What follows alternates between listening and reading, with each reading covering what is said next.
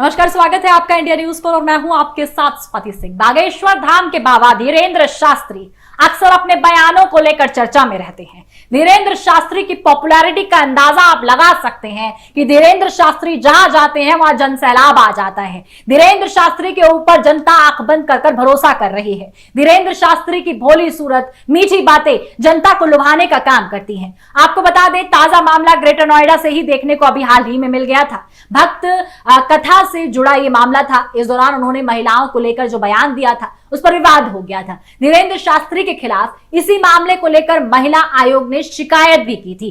ऐसे में अब एक और मामला सामने आया है जिसने धीरेंद्र शास्त्री की मुसीबतें बढ़ा दी है, बाबा को फंसा दिया है। जी हां, अच्छी सेहत की तलाश में पहुंचा था बागेश्वर धाम। धीरेंद्र कृष्ण शास्त्री के सामने ही शख्स ने तोड़ दिया दम।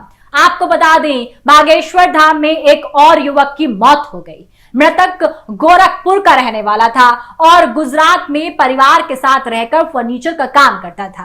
कुछ दिनों पहले अपनी पत्नी, साली और बेटे के साथ बागेश्वर धाम आया था। यहां उसे चक्कर आया और धाम में बाबा के सामने गिर गया।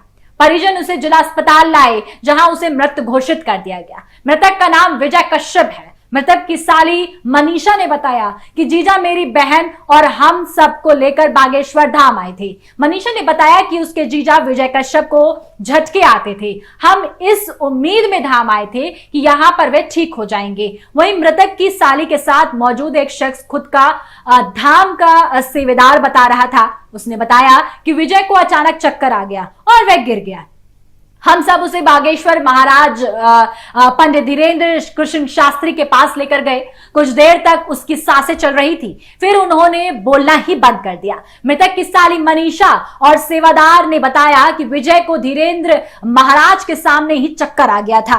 इसके बाद बाबा ने उसे भभूति दी, कुछ देर सेवा भी की, लेकिन कुछ देर बाद विजय की सांसें चलनी बंद हो गई। उसे बागेश्वर धाम की एम्बुलेंस से जिला अस्पताल लाया गया, जहां उसे डॉक्टरों ने मृत घोषित कर दिया। मृतक विजय कश्यप को धाम की एक एम्बुलेंस से जिला अस्पताल लाया गया। उसके साथ धाम का एक व्यक्ति भी जिला अस्पताल भिजवाया गया। जिला अस्पताल के डॉक्टरों को जैसे ही पता चला कि धाम से कोई मरीज आया है, डॉक्टर ने तुरंत उसे बाहर आकर देखा, जिसके बाद उसे मृत घोषित किया गया। जिला अस्पताल के डॉक्टर ने जैसे ही विजय को मृत घोषित किया, परिवार के लोग तेज तेज रोने लगे। कुछ देर जिला अस्पताल में रुकने के बाद परिजन उसे वापस गुजरात ले गए। लेकिन अब एक सवाल जो तेजी से खड़ा हो रहा है कि हम धीरेंद्र शास्त्री को जनता प्यार कर रही है, धीरेंद्र शास्त्री का सम्मान कर रही है, लेकिन अगर गंभीर बीमारी में धीरेंद्र शास्त्री को ही भगवान और डॉक्टर मान रही है, तो क्या जनता इसमें समझदारी का काम कर रही है या बेवकूफी का काम कर रही है? इस पर आपकी क्या राय है? कमेंट बॉक्स में जरूर बताएं। अभी के लिए मेरे साथ बस इतना ही। देखते रहे इंडिया न्यूज। धन्यवाद।